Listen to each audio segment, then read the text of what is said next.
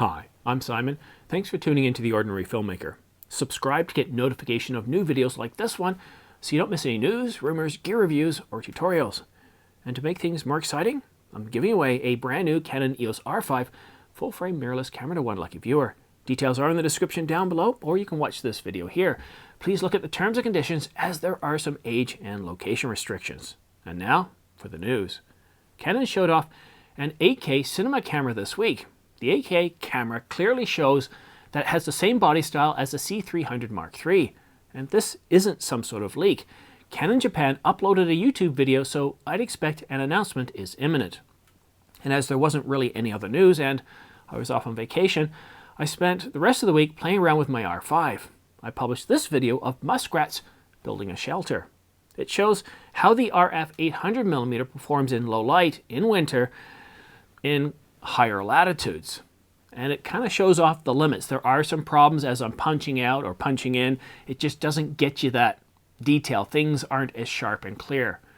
But then on the following day, I went big. I mean really big. I mean out of this world big. It was a cloudy night, but there was enough clear patches that I was able to get up and personal with the moon to give you this flyby that I've been promising you for several weeks. Check out this video if you love looking up at the night sky. Like staying informed and learning about camera gear? Subscribe and choose all notifications to get notified as soon as I publish a video. But now, it's time to answer your questions. Got a question for next week's video? Post it in the comment section down below and I might be answering your question next week. But before I get into this week's questions, I just want to let you know that I got an awful lot of questions this week. There's a bunch that aren't included in this video and those will get deferred until next week. And now for our first question. Greg asks, do you have any best practices for audio post-processing specifically for left and right tracks? If you record with a mono mic going into one channel, in post, do you have the same track for both left and right channels? And how do you deal with shooting with two people and two mics? Well, Greg, I don't really do much of any post-processing whatsoever. Right now, I'm recording with a Tascam and pretty much everything, including filters, how I deal with this is mono, but it's recording to both channels, left and right. Everything about how I record this audio is governed by this. So when I take it into my computer for post-processing later, there isn't any work that I have to do. I might adjust the volume or amplitude just a little bit, but that's it. Now, if I'm recording audio from the Rode VideoMic Pro, the Sennheiser MKE400 shotgun mics, or I'm recording from the camera itself, then yes, more post-processing is involved, but I take care of that in Final Cut. I generally don't separate out the channels too much. I don't do anything fancy like that. These other mics, they record a stereo sound, but because they're not stereo mics, you're not really going to notice too much of a difference. So I don't usually play around with things. I generally keep a mono sound that's going to both channels, and I don't really do anything else in terms of post-processing.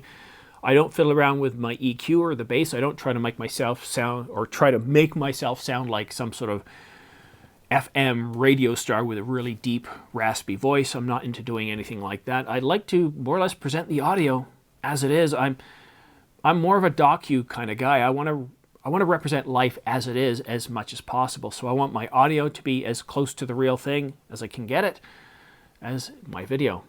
Good first question, Greg.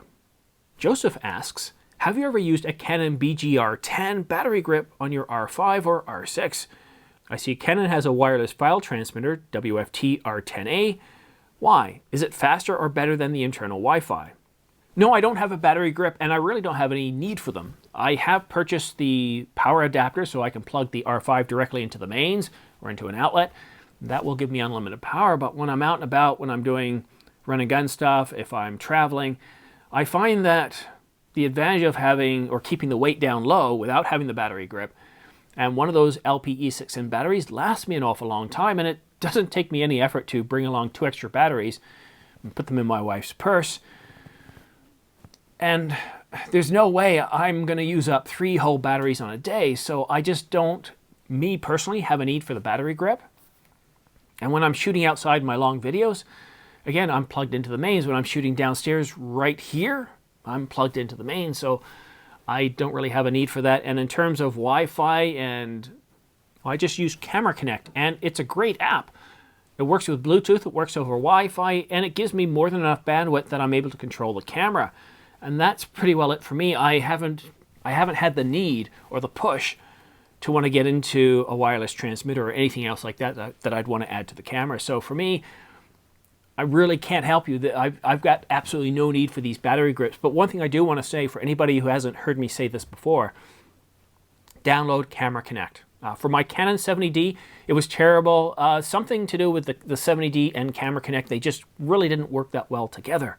But with the R5 and the R6, Camera Connect is terrific. It allows you to, well, it gives you a larger monitor. If you don't have the money to go out and buy a monitor and you've got, you know, a large smartphone screen, or you've got an iPad or tablet, it gives you a larger monitor, but it also allows you to change things such as ISO. You can start and stop recording. You can take photos. So when you're out there shooting something like the moon, like I was a couple of nights ago, you don't want to be pressing that record or shutter button on your camera because it shakes. And by just pressing it down, something like Jupiter that could be perfectly in focus and centered, well, you've just shifted everything. So by the time you press that button, it might not even be in frame, or it could be blurred. So that Camera Connect is a great app, and what makes it really terrific is that it's free. So I'd highly recommend taking a look at that. Trait asks, do you use a grid for your lights?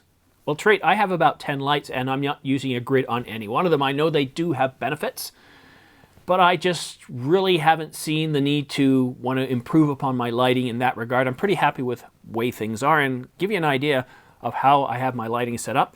I have a ring light, and it's right about there coming at me on a 45-degree angle.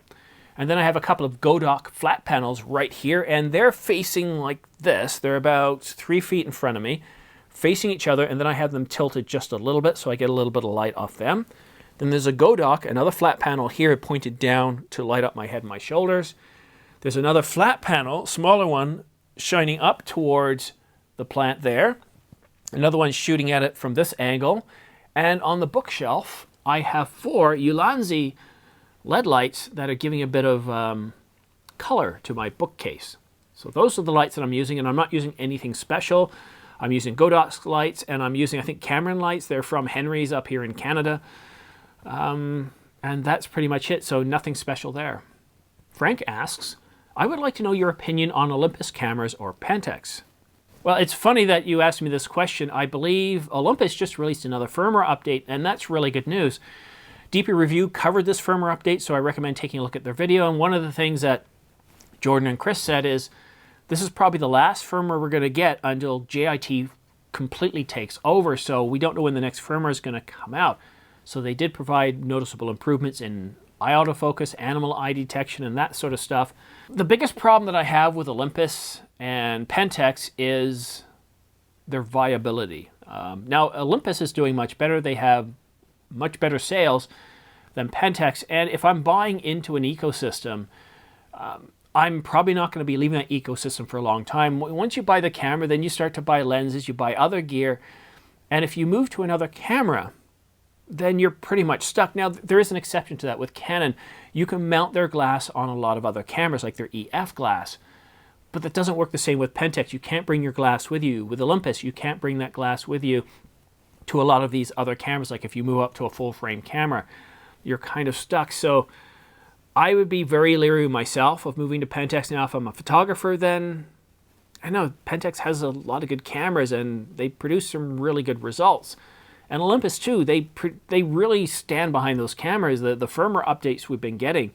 There was one earlier this year, I think in February, that really changed the cameras in terms of their video capabilities, and this one now that they've just released. But for me, if I was completely looking at cameras right now and I was trying to figure out what platform I wanted to be married to, essentially, I would definitely look at Canon. They're #1 in terms of market share. I'd also be looking at Sony.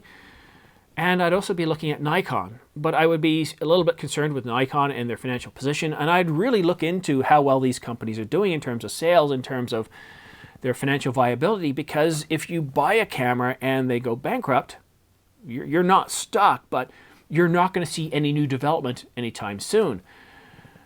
If you're a photographer, it's less of a concern because you've got a huge inventory of lenses on Nikon, for example, and some of these other brands. So let's say the company does go under. Can you still get cameras? Yes, you can. Can you still get lenses? Yes, you can. There's a huge used market. And I'll use an example of the Commodore Amiga. This was a computer I used way back in the 80s. It went bankrupt in 1994 when Commodore filed for liquidation, I believe it was. It wasn't a normal Chapter 11 situation. But there is still stuff being developed for that platform. You can still buy computers, you can buy emulators. And any camera or any camera system, any camera platform environment isn't going to disappear into the night. So you've really got to ask yourself, are you concerned about that? Now, if you're into videography, unlike photography, it isn't completely melded.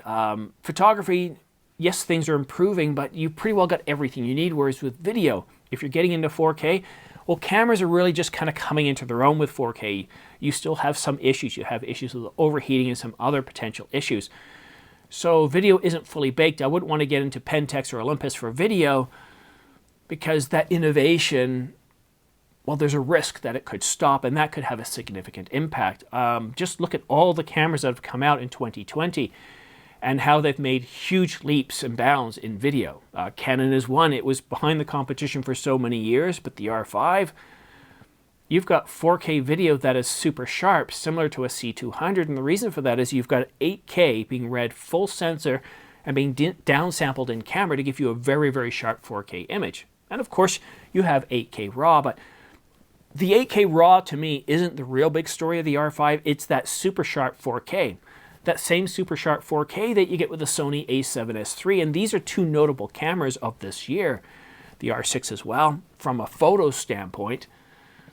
And 2021, as I'm going to get into some other questions, has an awful lot coming. So I would be more likely, if I was a photographer, to probably buy an Olympus camera, but I think Pentax works really well too. But if I was looking at video, or I was a photographer first with some video aspirations, I might shy away from Pentax and Olympus. And I know I would. I would probably, most likely, I'd either be buying into Sony, Nikon, or Canon. Filthy asks, I get confused about frame rates versus shutter speeds in video. I obviously know what they both are individually in stills shooting, but when would you be able to choose a specific one over the other in video? What does all-I do? Does ISO work the same in video? Maybe a complete guide to your process from start to finish. I can see it being a very good 45-minute video. Filthy, this is a terrific question. I want to start by saying, in a comment to this video, put down everything you would love to see covered. All the questions you have, be detailed. Put them into, and do it in bullet point form. Don't give me a long essay or anything, but give me all the questions you would like answered in a 45-minute video, and everybody else do the same thing. Then what I'll do is I'll collate them together. I'll put them out in a community poll asking for comment on any other questions you would like to see or which questions you don't think should be in the video. And then I'll record it and I'll put that out there. But for now, let me cover off some of the basics. So we do have shutter, we do have ISO, and we do have the f-stop. And most of those do function pretty much the same in video with the exception of one, and that's your shutter. With video, we have something called the 180-degree rule. I'm not going to get into the what and the why of all that. I'm just going to focus on the result. Whenever you shoot in video, whatever your frame rate is, whether it's 24, 30, or 120 frames per second, your shutter speed should be twice that. So if I'm shooting in 24, it should be 50. I know it's not twice, but there is no 48. If I'm shooting in 30, it should be 60. And if I'm shooting in 120, it should be 240. So the result, if you do this, then your video isn't going to look too blurry and it isn't going to look too odd. That's a rule that you want to keep. Now, you can play around with it a little bit. Sometimes I've just kept it the same. So when I shoot 30, sometimes I've brought it down to 30. This will cause some problems and you might need to get into ND filters later on. But suffice it to know, I want to keep it simple. Keep it twice your frame rate. And your f-stop. What you're trying to do with the f-stop here is you're trying to tell a story. So ask yourself this, what do you want to do? What are you shooting? Do you have a subject? Do you want to separate that subject from the background? And it's the same as photography.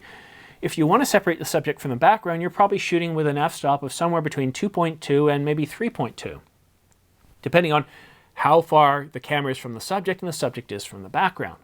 And of course, you've got your ISO. And a lot of times when I'm shooting videos like this, if I'm outside, I will set the shutter to 1/60th. I will set the f-stop to, let's say, 2.8. and then I let ISO float. You've got to give, something's got to give, because outside where you've got changing dynamics all the time, you need something to float, and I let that be ISO. So that covers off those basic ones. Now, if you're just shooting run and gun stuff and you're just doing, this is for family, you could probably just shoot in, if it's the R5, you can shoot it in shutter priority. So you lock down that shutter at 1/60th. I wouldn't use full automatic because your shutter will bounce all over the place, but I would lock down your shutter and let everything else float, and you'll be perfectly fine.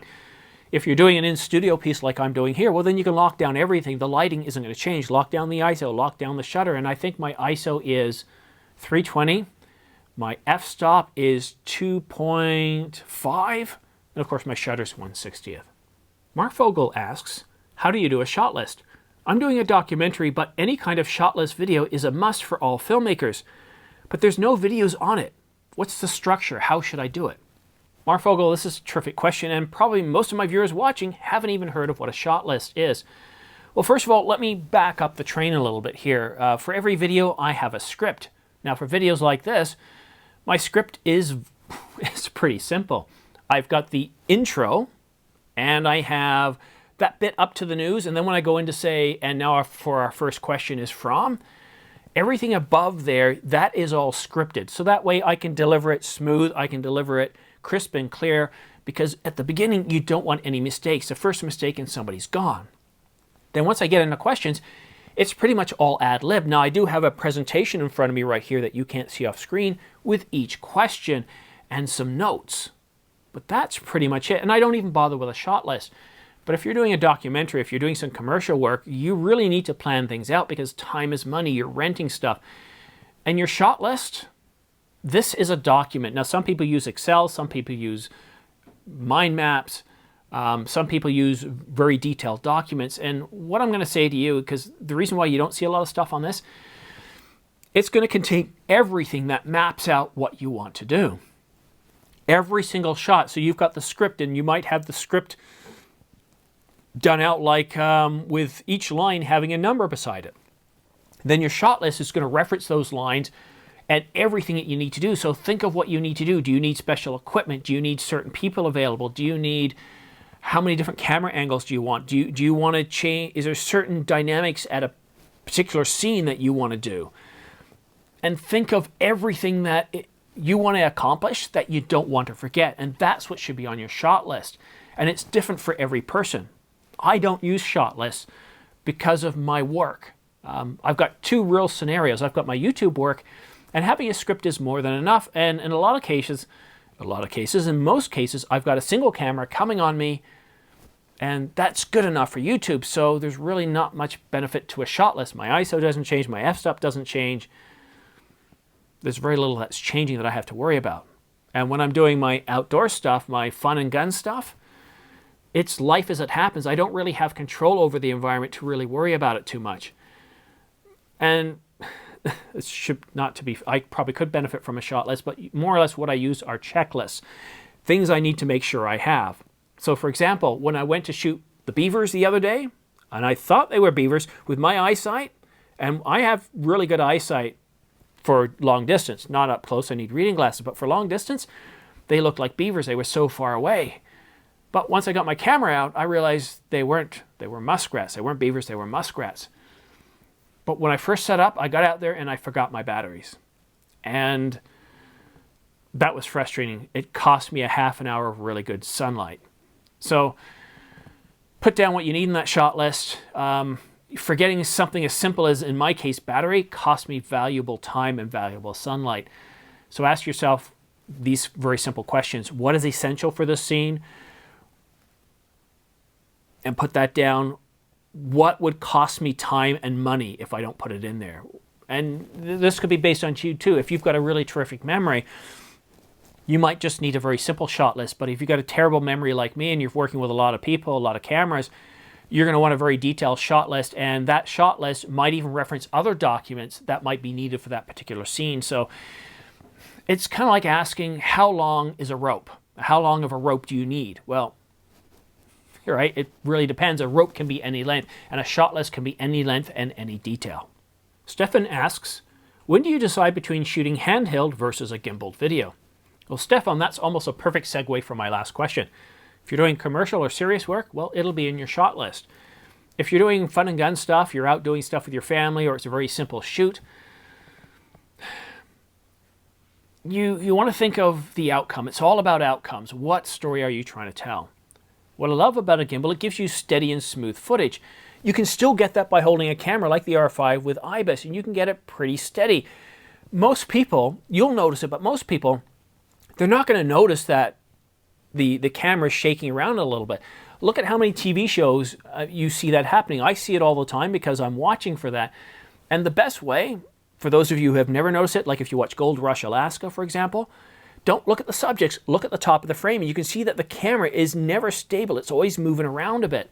And in some shows, it's quite jerky. It's really annoying. I remember a show called UFO Hunters, and that show drove me insane, how bad it was, because it was so shaky that I had to turn it off. It was just ridiculous. It took my focus off the subject. But in a lot of cases, as long as it's not too shaky and you're focused on the subject, it's fine. Okay, let's talk about that outcome again. A tripod is very steady. It can be quite heavy though, but it allows you to pan and tilt very, very smoothly. You don't have to worry about extra skill needed to manage a gimbal. And if you're new to a gimbal, then yes, a gimbal takes a bit more work, but what a gimbal allows you to do, it allows you to get up a little bit more personal. You get right into the scene. You have complete control. So if you're using a prime like a 50mm, 85mm, 100mm, or even a 35mm, getting in there with a gimbal is going to be that much better. But maybe weight is consideration. Maybe you're in a remote northern Canada and you don't have any electricity. You're working off solar, and you're not too far from a cabin, and you really don't have access to a lot of gear. Then, you just want to go with the basics of what you've got. You've got the camera. You're going to hold it in a certain way. You're going to use trees or other things to help stabilize your video. It depends on the result and the look you're going for, but quite often I'll use myself, I'll use a gimbal, or I'll use a tripod. Robert asks, what do you think was the best gear in 2020?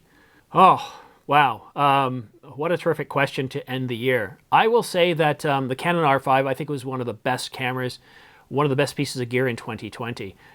You just have to, if you are a Canon user, you can truly understand this. You've been looking at what Canon's been coming out with since about 2016, and everything's kind of felt like a huge compromise, like they weren't really trying that hard.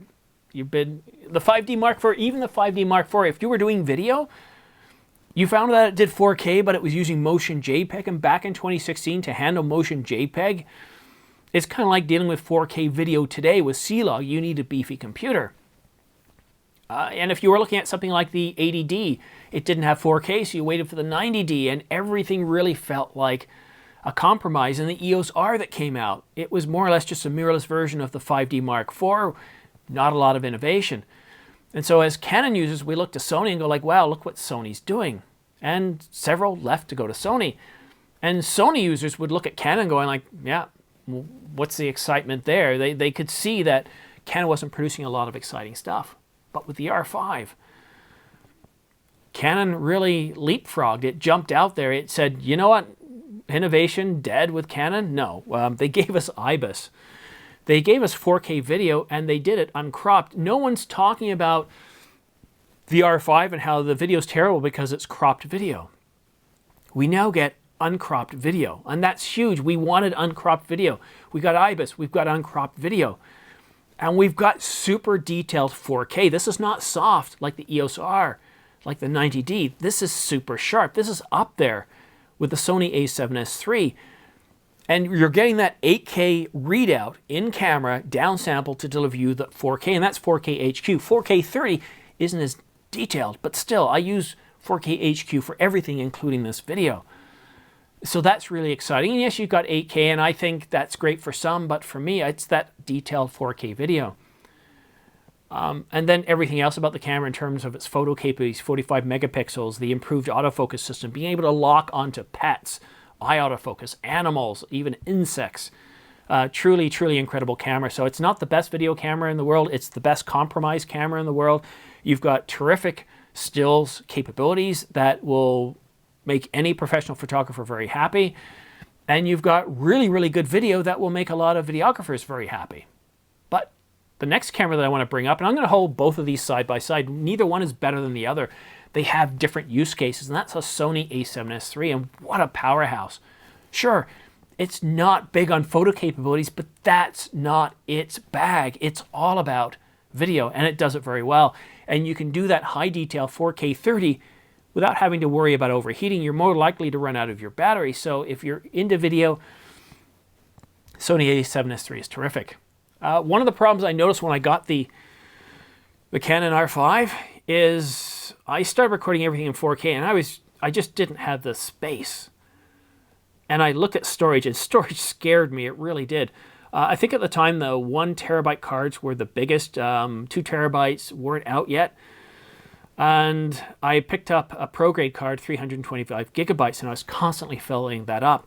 But then a little bit later, I noticed these cards coming out by Angelbird and another company that were 2 terabytes. And so I picked one up, and I think the CF Express card, the 2 terabyte, 4 terabyte CF Express cards, these are a huge, huge benefit to videographers in 2020. Being able to record countless hours of 4K video without having to worry about filling it up, that's a huge benefit. So I think that's another benefit in 2020 as well. Other things such as the Crane 2S. Ronin has been, or sorry, DJI's Ronin has been sort of the king for many years, and the Crane 2S has come out and said, look, you know what, we're no longer second fiddle. It's really good. We're almost neck and neck with the Ronin S, and I really love how easy it is to use. I found it so much easier to use than the Ronin. I'm very excited by that. But you know, there's just so much that's come out in 2020. Even, you know, Nikon gets beaten up so much, but the Z6 and the Z7, the Mark IIs, they're really solid cameras. They really are good solid cameras. And you know, yes, the Sony's better, yes, the Canon's better, but look at where they're positioned in the market. The Z6 and Z7 cost a whole lot less. They're mid-tier, they're mid-capable, they're mid-priced. And if you don't need 8K video, if you don't need super sharp and detailed 4K 30, you'd be pretty happy with the Z6 and Z7, so honorable mention to them as well. Biography asks, what are you most excited about in 2021? New camera gear, new updates, etc. I'm going to be honest with you, what I'm most excited about in 2021 is not related to camera gear at all. I'm most excited to see the restrictions that have been placed on us, lockdowns, for that to be removed, to see the vaccine come out, to see the economy pick up, to see us get out and return to life as normal. That's what I'm most excited about to see in 2021. But that being said, as that is happening, I'm excited to see what Canon's going to come out with. I'm excited to see what Nikon's going to come out with. I'm excited to see what Panasonic's going to come out with. They're undergoing some sort of strategic transformation focusing on video. Is Canon going to release the R1? The rumors are saying yes. Is Nikon going to release the Z9? Their new flagship camera that's supposed to replace the D6 in terms of DSLR. So we'll get a mirrorless version of the D6. Is that supposed to be announced in a couple of weeks at CES 2021, as is rumored? That's exciting as well. And of course, Nikon, are they also coming out with an 8K stills camera? Sorry, Sony, are they coming out with an 8K stills camera, stills hybrid camera in the A9 Mark III? So there's a lot to really look forward in 2021. But it's kind of everything together. I'm looking forward to that gear, but I'm also looking to see the loosening of restrictions, the vaccine come out. Basically, I'm looking very, very forward to seeing the world return to normal in 2021. Thurandu asks, what's the most promising and anticipated camera in 2021? Thurandu, I think that the most anticipated and exciting camera of 2021 can be best answered by Moving Matt. Thanks, Simon. Hey everyone, welcome back to Moving Matt. If you haven't seen me before and this is your first time, I'll try to make sure it's a pleasant experience. So Thorindo, for some reason you're excited to get out of 2020 and you are wondering what is the most anticipated camera awaiting you in 2021. Well, besides the Pentax K3 Mark III, which is obviously the clear victor here, that question is really very dependent on who you are and what type of camera you are looking for. So let me go through some of the most anticipated cameras, and at the end, I will let you know what I think is probably the most anticipated camera overall. So if we were talking about the most anticipated flagship cameras, we have the Z9 from Nikon, the Sony A9 III, and the Canon EOS R1.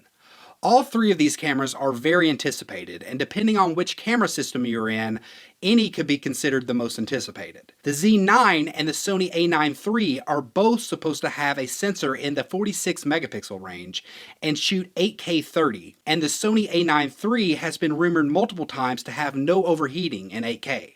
And considering the larger bodies, I doubt either will suffer from overheating. Also considering this will be their sports photography cameras, expect an extremely high frames per second count. I'd say 20 electronic is a minimum, most likely a lot higher. I'm looking forward to seeing both of these cameras, the Z9 because Nikon has really had a rough go of it lately, and I'd love to see this bring them back into the limelight. The A9 III because Sony is known for pushing the envelope, and I highly doubt they will disappoint with this camera. But my most anticipated out of the three, and my personal most anticipated camera of 2021, is the Canon EOS R1. Canon has been on a roll lately, and I want to see Canon take off the guardrails and throw everything they can at this camera. And from the rumored specs, they are going to do just that. There is talk of a 24 megapixel global shutter that has a dual gain output allowing up to 20 stops of dynamic range. It will possibly have 6K 30 and 4K 60 HQ, and a new and improved autofocus. Some are thinking it will be called the Quad Pixel AF. On top of all that, it will be the fastest stills camera that Canon has ever made. I'm honestly just shaking thinking about it. But the downside with all of these cameras is that they will be in the $5,000 to $8,000 range and will be out of most people, including myself's, price range. For that reason, I don't believe any of these are the most anticipated camera of 2021. Two more contenders, if you're looking for an APS-C style camera, is the Canon R7 and the Fujifilm X-H2. Little is known about either, but it will be interesting to see an APS-C camera on the RF mount, and some are speculating the specs will be similar to the R6. On the Fujifilm side, they have been extremely impressive lately, and the X-T4 was almost the perfect camera in a lot of ways. The X-H1 was meant to be their flagship APS-C camera, so it will be interesting what they're able to pull off. But what I would consider the most anticipated camera of 2021 is the Sony a7 IV. Even though the rumored specs haven't been anything groundbreaking, it is hard not to give it the most anticipated crown. The Sony a7 III is the most successful full-frame mirrorless camera to date, and when it came out in early 2018, it was so ahead of its time that it's really taken up until this year for cameras in its price range to surpass it. I will be extremely surprised if Sony doesn't surpass all our expectations with this one. And for all those reasons, I believe the Sony a7 IV is the overall most anticipated camera of 2021. But that's just my opinion. Drop in the comment section below and let Simon and me know what is your most anticipated cameras for 2021. And if you check out my channel, I have a list of my personal top most anticipated cameras. Thanks to everyone for the positive feedback that allows me to keep coming back. And until next time, back to you, Simon. Thanks a lot, Jim. And guys, if you haven't taken a look at Moving Matt's channel, go take a look, like, and subscribe. And now for our next question. Centrail asks, will older cameras be going on sale once new 2021 models have been announced? I can't decide if I want to wait to purchase my first full frame until mid-2021. Well, if you're looking at waiting till mid-2021, somewhere between Father's Day or Mother's Day and Father's Day is quite often when we see a lot of sales going on. It's also a time we're going to see a lot of announcements and releases, so you could very well see discounts on existing models, but you've actually just missed one of the biggest sales events of the year. For cameras, starting Black Friday all the way up till about January the 1st is when we see some of the best sales. So you might want to take a look and see what sales are still on right now. There are some great sales to be had out there on bodies and lenses. Canon's been putting out some sales, but also retailers that are looking at clearing out models as well. And even the R5, while most of us haven't seen a discount, well, yes, some local retailers are offering customers discounts that ask. There was one situation in Australia. Amazon Australia discounted their camera body by $1,000, and I put out a video earlier this week. It was only in Australia. And Australians pay an awful lot of money for their camera gears. Even with that $1,000 discounted, it works out to be about $4,500 US. And the R5 normally retails for about $3,800. But really your best times to buy a camera is right from Black Friday up until about January the 1st. Sometimes it bleeds over into January a little longer. And then things dry up. Sales dry up right up until about Mother's Day. And somewhere between Mother's Day and Father's Day, you can expect to see a lot of great deals. Then after that, after about June up until about October, November, you're pretty well done for sales. Unless, of course, camera companies are releasing new models. That's usually done in that first half of the year. So those are the times you really want to watch out for. Black Friday up until January the 1st, and around May is the best time to get deals on cameras. Jenny asks, I'm about to buy a new camera for YouTube videos. I have to decide between all-eye or 10-bit color depth in 1080. I like to color grade my videos, so which one would be better for me? Okay, Jenny, what kind of video work do you do? I'm going to say this. If you're doing anything like I'm doing here, or a lot of YouTubers do, where you're in a studio and you're not doing a lot of movement, IPB is going to be more than fine for most of your work. No one's going to pick apart your videos and say you're doing a terrible job because you've got IPB. In fact, I did a video many, many months ago when I got the R5 in IPB, and I asked people, can you tell the difference? No one could. If you're doing a lot of videos where you got a lot of movement in the frame, then yes, IPB can be a problem. Not so much if it's the background and the subject isn't moving. Now, in terms of 1080, well, what I'm going to say to you, because 1080, 4K, it doesn't really matter to me. What does matter is detail. If you're going to be limited to 1080 and you want to be able to color grade, you want to make sure that 1080 has detail. And one of the best ways to get really detailed 1080, because most cameras do a pretty poor job of it if they offer 4K, is shoot in 4K and then downsample to 1080. But in terms of color grading, unless you're doing something really in-depth and you're really pushing the boundaries, you're really pushing the colors, you're just going to town on this, I wouldn't be worried too much about the amount of grading you do. If you're like me, what you're doing is you're going to do a lot of your work with the studio. You're going to set your lights up. So that way, I don't have to do too much. So in post, all I'm doing is I'm fiddling around with the saturation just a little bit. I might be adjusting the highlights.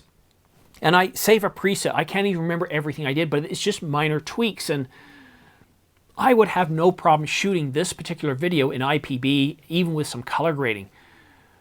The thing you really want most is you want more detail. That detail is more important to you. It's going to make your videos look better. And 1080 for a lot of cameras, if you record in 1080, aren't the best. If the camera allows you to record in 4K and downsample in camera and deliver 1080, you're going to get great results. And cameras like the C100 do that. But most stills hybrid cameras don't do that. The best way to get really good, sharp, detailed video is to record in 4K and downsample to 1080. So I know that part doesn't answer your question, but in terms of color grading and IPB, like I said, if you're doing studio pieces like this, where you don't have a lot of movement, IPB is going to be more than fine for you. But if you're doing a lot of outdoor work where you've got movement, you want all eye. Unknown asks, how often do you use your Canon camera to capture private or family moments instead of going to your phone camera? What is an ideal camera? Is it the one that you always have with you, or the one which you have to remember to remove and configure and set up? If I'm going out with my son, we're going on walks, we're going to trails, then you know what? I'm always going to have my Canon R5 with me. It's just, I know I'm going to see something, and I don't want to miss out. The times I haven't taken it out with me, I've missed a shot. But I want to talk to you about a different scenario. Quite often when we're going out as a family, or if we're doing traveling, my wife's got her phone with her, and what I usually let her do is she takes all the photos with her camera. It's an iPhone 6S. It still produces really good results, and then I just focus on video, because I find switching back and forth, well, there's always a bit of an opportunity cost. Quite often, you're shooting something in video and you can't get the opportunity to shoot in photo. If you shot something in photo, you've missed it. A lot of times, especially with children, things happen as they happen. The camera needs to be ready to go. You've got to be able to boot it up within a second and start shooting. So she handles the photos and I handle the video. Unless I'm going grocery shopping, unless I'm going out by myself, I pretty much take the camera with me everywhere I go, and the results are worth it. I'm happy with the results. Now, if I've shot a lot of video, if I've gotten a ton of video for December, for example, and I have, then I'm not going to bring the R5 with me everywhere I go. I've got enough video. I don't need to get any more. But as we start January, we move into January, and I haven't shot any video for about a week, I'm going to start bringing it with me everywhere I go, where my son is or with my family, because likely something's going to happen that I want to capture. So it's kind of a balance. Another thing too, when I'm traveling with my wife, I just find that it's easier to say, look, you focus on the photos and I'll focus on the video. I just want to make sure that I'm capturing everything. So she'll capture some great stills while I'm capturing the video. Also, with modern cameras like the R5, here's a really big benefit, unknown. Oh, let me stop the scrolling there.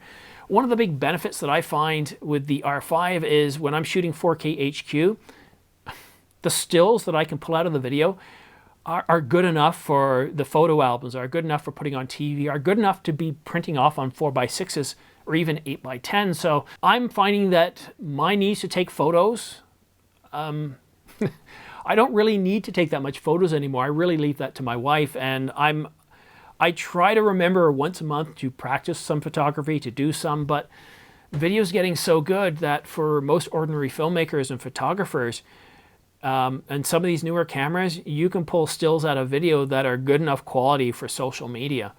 If you're a professional photographer, then no, you're going to want to shoot your stills. You want to get that really high resolution 45, 30 megapixel that you can punch into and you can push the detail. And of course, if you're shooting at night or really low light situations, then yes, a camera like the R5 is going to perform better than an iPhone still. But in our family, it's more of a merging between the two. So quite often I'm out there with both the iPhone and the Canon camera. So it's not a simple question as it first appears. Like anything unknown, think of what it is you're trying to achieve, what outcomes you're trying to do. And you know, a lot of times the last thing you want to do is miss an opportunity. So I plan ahead so I don't miss those opportunities. Joe Doc asks, is 4K 24p sharper than 4K 60 on the R5 and the R6? It depends. It always depends. So if I'm shooting 4K 24 and I'm shooting in HQ mode on the R5, guess what? It's going to be a lot sharper than 60 frames per second. If you're shooting this and you're not pixel peeping, you're probably going to be hard pressed to really notice a difference between. Here's something that happens too when you're shooting slow motion. A lot of time now. Okay, so let me back up. Depends on if you're shooting this as slow motion for an insert or if you're shooting it as your main vehicle. There's some people, I think like Tony Northrup, they shoot everything in 4K 60. Me, I just don't see the point in doing that. I think 4K 30 is more than enough. But if you're doing slow-mo, quite often what we're doing is we're separating the subject from the background. Most of the background is blurred, so you're not going to get any detail. You're only going to get it in the subject. So not really a big deal. If you really want the detail and you're trying to consider between 24 and 60, then what you really want to be looking at is the R5, and you want to look at that high quality mode. The only camera that comes close to the level of detail that you're going to get in 4K at 24 frames per second is a Sony a7S III. And that's because it has that 12 megapixel sensor. But because the R5 is taking an 8K, it's filming in 8K, in 4K, it's filming in 8K and downsampling to 4K when you're in high quality mode. So you're getting all that detail being downsampled into 4K, giving you a much better shot. And you can't get that option in 4K 60. Sebastian asks, my camera can shoot video with a shutter speed of up to 1/8 of a second. How does this work when shooting 24 frames per second? Well, Sebastian, as I mentioned earlier in this Q&A session, there's a 180-degree rule when it comes to the shutter, and that is whatever your frames per second is. So if you're shooting at 24 frames per second, then you have to double that, and that should be your shutter. So on most cameras, if you double 24, you get 48, but that is not an option, so you would choose 50. If you're shooting in 30, it becomes 60, and so on. So don't worry about 1/8. Don't worry about all the other shutter settings. Just use that 180-degree shutter rule, and you're going to be fine. And if you're going to do some searching on the internet for it, make sure you do a search on 180-degree shutter rule, because there are other 180-degree rules as well. And I won't go into too much detail here, but suffice it to say, by doing that, you're not going to get as much blur, and you're not going to get some weird artifacts. So if you go too light, if you go 30 or less, you're going to get more motion blur, and if you go really high, things are going to look a little bit hyper, a little bit weird. So yeah, 180-degree shutter rule. Robert asks, does the battery trick still work with the latest firmware 1.2? Some have said it still works, and a few have said it doesn't. Do you know for sure? I don't know for sure, and I don't care, and I'll tell you why, Robert. This battery fix involves you putting your camera at risk. the R5 is an expensive camera, and I just don't see taking. I don't want to risk damaging it in any way whatsoever. So as annoying it is, there are better ways to get around the issue. For example, buying an external recorder like the Ninja 5, you don't have to worry about it overheating at all. It's just terrific. Other options are, I live in Canada. I'm not suggesting you move to Canada, but if your studio's 60 degrees or less, and this is what I've noticed with my tests over the past 5 months, if the ambient temperature is 60 degrees Fahrenheit or less, around 18 or 19 degrees Celsius, the R5 isn't going to overheat in any mode whatsoever. You're going to be fine. Or again, use an external recorder. But I looked at this fix at the time and I thought, yeah, I thought of testing it and I held back and I thought, you know what, I don't want to do this. I'm old enough that I've been through situations like this before where I've tried things in the past and it works and it works and it works and then it breaks. And I don't want this to be one of those situations where it works and works and works. And I've told you guys that it works and you should use it. And then I get a few comments, 6 months from now saying, hey, I just blew up my camera because of that fix. So my advice for you, Robert, is don't play around with this.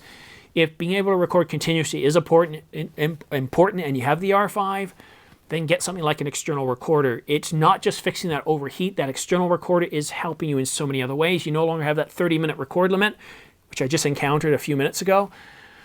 You are able to record in high quality mode, so you're able to do ProRes 422, ProRes RAW, NVID codecs. So there's a huge benefit to going with a Ninja, and when you add everything up, it's really not that much expensive. If you haven't bought the R5, then consider something like the Sony a7S III, which doesn't overheat at all. German asks, what is your opinion about cameras with anti-aliasing filters on the sensor or without? Deal breaker for you? Well, the R5 has one, and no, it's not a deal breaker. What I notice is cameras that have really fast processors, they're relatively modern, your anti-aliasing isn't going to be as bad. I found it on the R5 and the R6, it's pretty good. First of all, there are very few cameras that don't have an anti-aliasing filter, and you know what? If given a choice, I'd rather see them get rid of the bare filter, the RGB bare filter, because especially when I'm shooting indoors, I'm constantly pulling the green level down in curves. I just find that there's too much greenness because we have 50% of the photo sites are green filters. I'd rather see us have an RGBW filter on the sensor, and then that way you're capturing equal amounts of red, green, and blue, and then that last filter, the W, which captures all light, provides better light for both red, green, and blue. Now, when I'm shooting outside, I don't have any problems with it, but when I'm shooting inside, especially if I'm shooting C-Log on the R5, I always notice there's a slight green tinge to everything that I have to pull down just ever so slightly to where the colors just look right. So the anti-aliasing filter isn't a deal breaker, but the RGB filter, bare filter, is. Sadly, there are very few cameras that have an RGBW, so like everybody else, I'm kind of stuck with these architectural decisions. But yeah, I really wish someday Canon would go with an RGBW filter instead of the RGB filter. The Village Mayor asks, what's the difference between the R6 and the R5 from a stills perspective, and is it a good idea to make the upgrade? When I got this message from the Village Mayor, he had the R6, but I just got word that he did himself upgrade to the R5. So who best to answer the Village Mayor's question than the Village Mayor himself? Mr. Mayor? Thanks, Simon. I submitted the question earlier in the week to get your opinion, but I will answer my own question because I did the unthinkable. I traded in my R6 for the R5 yesterday. There are a few reasons why I decided to make the move, but first I would like to thank Patrick from Downtown Camera here in Toronto, who helped me in getting the R6 back in September when it first came out, and then the R5 yesterday. This despite bricks and mortar and online camera stores still do not have the R5 in stock. As someone who does photography 75% of the time, the Canon R6 is often regarded as the underdog to the R5, but there is a lot going for the camera from a stills perspective, despite my upgrade. As a response to my own question, I'm going to discuss my personal experience with the R6 as I have fully tested out the camera since it came out in September. Many YouTubers have touched on the subject so many times it is like a broken record, and many of them dismisses the camera immediately because it's not enough. Oh, because it's only 20 megapixels and not 45, it's not 60, it's not 30, it's only 20. My response? Unless you are printing a billboard poster of a hand model or a cute puppy, reviewers do not understand the camera. They use the camera for 2 days and then they claim to know the ins and outs. Much of my focus is on architecture and food photography. What I've learned from the R6 really is proper framing. In other words, to be an actual photographer. Frame shots reduces the need to severely crop a photo other than remove unwanted subjects or people you dislike. Framing is very important because you may not get the right angle or composition. In the end, 20 megapixels is enough because what comes out of the R6 has amazing image quality. Where the 20 megapixels isn't enough, admittedly, is landscape. So this is an example of where the R5 would actually come in really, really handy. Taken from Colonel Samuel Smith Park, near Toronto. As you can see, this is the downtown Toronto skyline with the CN Tower. In the distance, it looks fine, but when you want to zoom in, the image is grainy. The blurriness may also be attributed to some light distortions over warm waters of Lake Ontario. However, if you find yourself not needing to zoom into a subject this severely, then the R6 is absolutely perfect. It is said that the R6 excels in low light conditions. The next few photos were taken after a snowstorm a few weeks ago, and the R6 did an amazing job. Now, these two were taken with the R5 just last night, and to my surprise, it too took really good shots under low light conditions. This is another photo taken with the R6 back in November of a reflection pool, and as you can see, the image is tack sharp despite the high ISO. So more tests will be needed with the R5 to see how it will perform over ISO 10,000.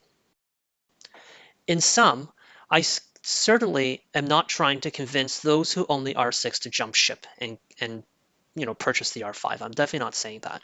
The R6 has a lot going for a stills photography perspective and is very compelling, especially if you're coming from an APS-C camera like the M50 and you need an upgrade like I did, or if you want to switch brands.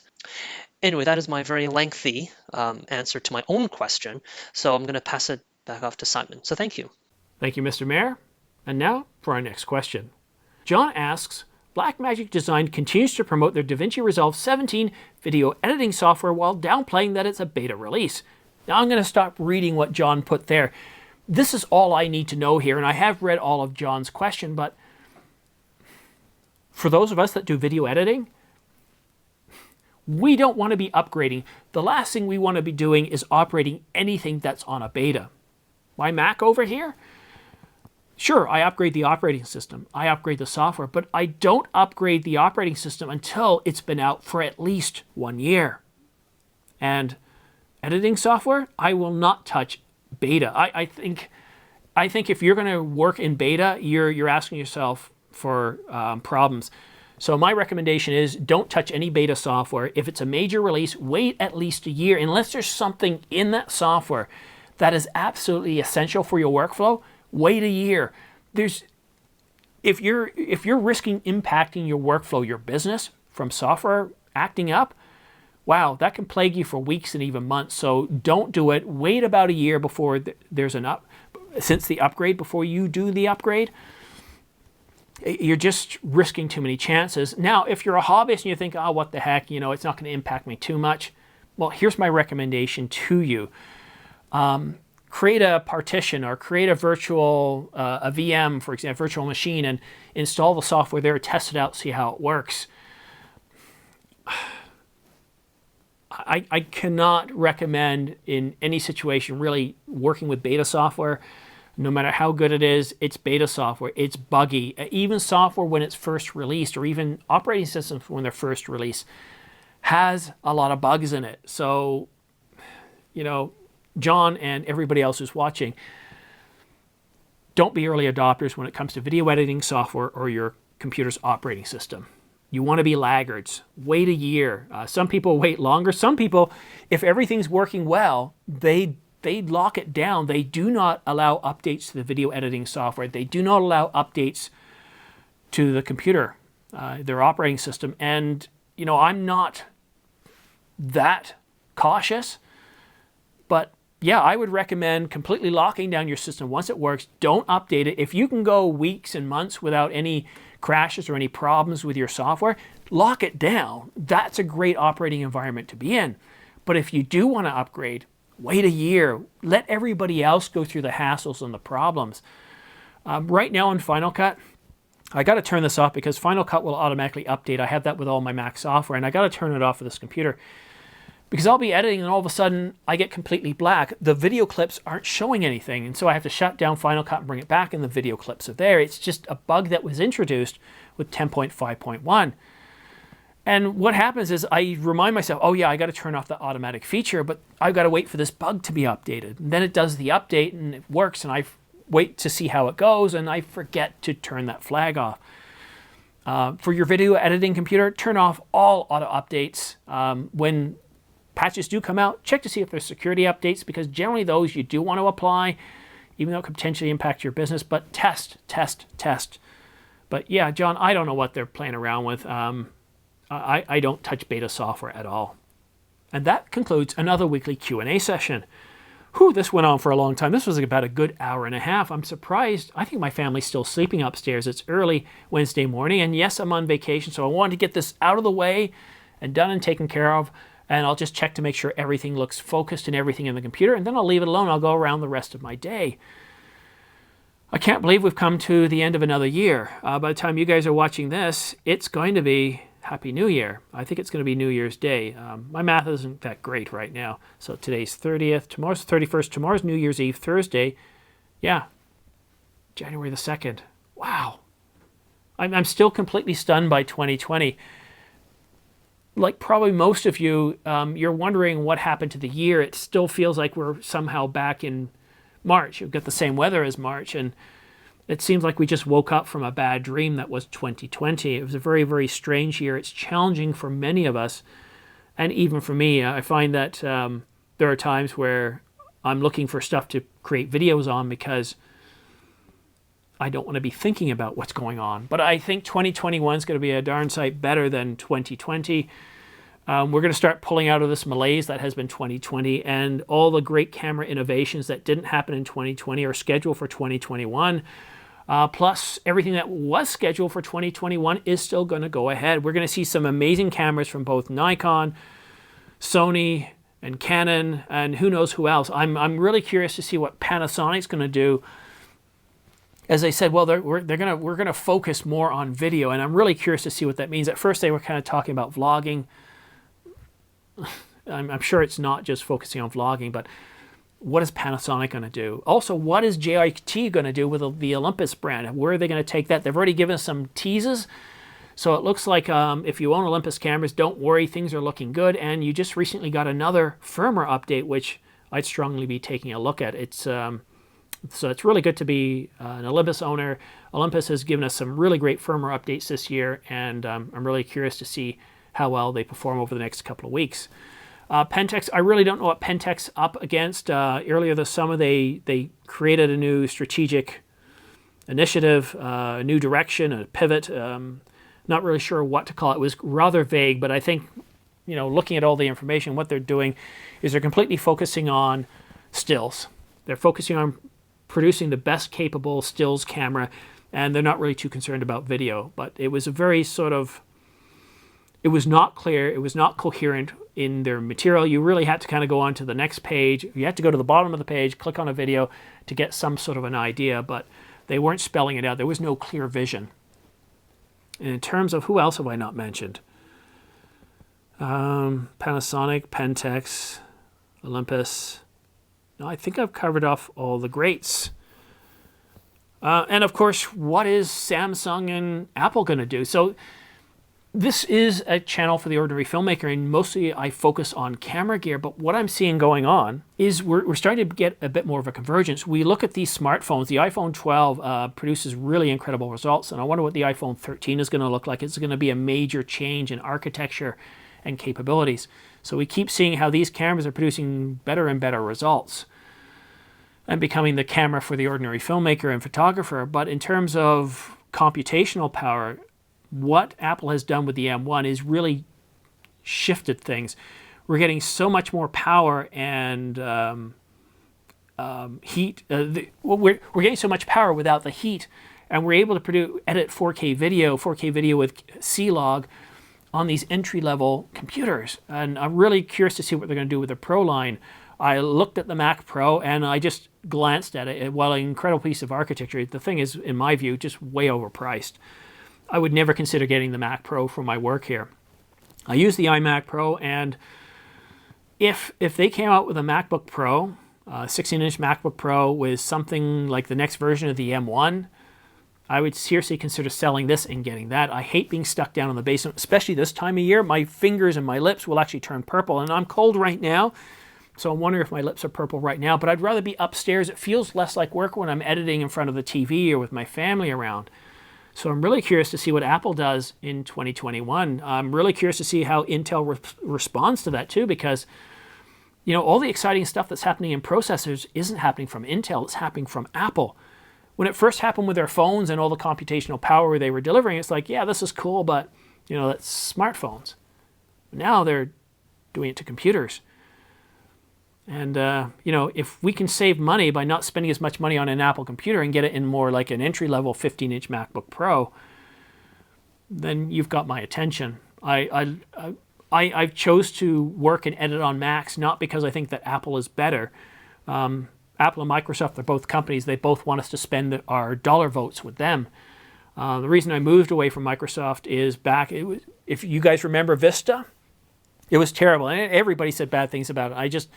I needed a new computer, and I just couldn't see myself spending $3,000 or $4,000 on a Windows machine where Vista was anything but reliable. So I went over to Mac at the time, which was, and for most of the time when I turn on my Mac to do work, it's responsive, it's there, and I get the work done, and I rarely have a problem. Most often when I do have problems, it's probably because of some setting I've made, or I've got a bad memory card or bad hardware. That's why I use it. So I'm really curious, and because I've been using Macs now for about 10, 13 years, I'm not going to leave the Apple ecosystem unless Apple does something pretty much boneheaded, which makes it difficult for me to accept. And then I might consider moving over to Linux. Linux has improved a lot in the last few years. But that's it. We come to the end of another session. I would say come to an end of another year, but as you're watching this, we enter a new year. So I want to wish you a very best new year. I wish you and your family the best. And I wish that your prospects and opportunities for 2020 just get better and better as the year goes on. My personal thanks to you for subscribing to my channel, for watching, for liking. Every time you watch a video, every time you like, it helps this channel grow. The way YouTube's algorithms work, watching my videos, commenting, engaging is really, really helpful. And my promise to you over the next couple of months, you're going to notice improvements from me offering merchandise to me offering a better customer experience, a more engaging experience. I'm going to come up with a sort of a gamification type system where the more you comment, the more you participate, the more you earn points that you'll be able to turn over into conversations with me, one-on-ones or private weekly sessions. This is something me and my team are talking about right now. Yes, I do have a team right now. So I expect some really exciting things in the new year. But that's it for now. Don't forget to subscribe for your chance to win the Syncolav S6E and M3 shotgun microphones. I'll be awarding this prize once the channel reaches 20,000 subscribers, which is less than 700 subscribers away. So let's get that subscriber number up. I can give this prize away because for 30,000, I've got a really terrific prize that I don't care what platform you're on, you're going to love these. I've got a pair of V90 SD cards available. They're Angel Birds, dual cards, a dual card reader, and that's going to be for 30,000. And I'm going to put out a video once we get to 20,000, and I'm going to announce the winner for the two Syncolav mics. So let's get up to 20,000 so we can change gears and have a different prize. And I'll keep doing prizes up to 100,000, at which point I'll be offering up a brand new Canon EOS R5 full-frame mirrorless camera to one lucky viewer. And on that bombshell, and on the bombshell that we just closed off another year and are entering a new one, thank you again for watching The Ordinary Filmmaker. We'll see you again soon.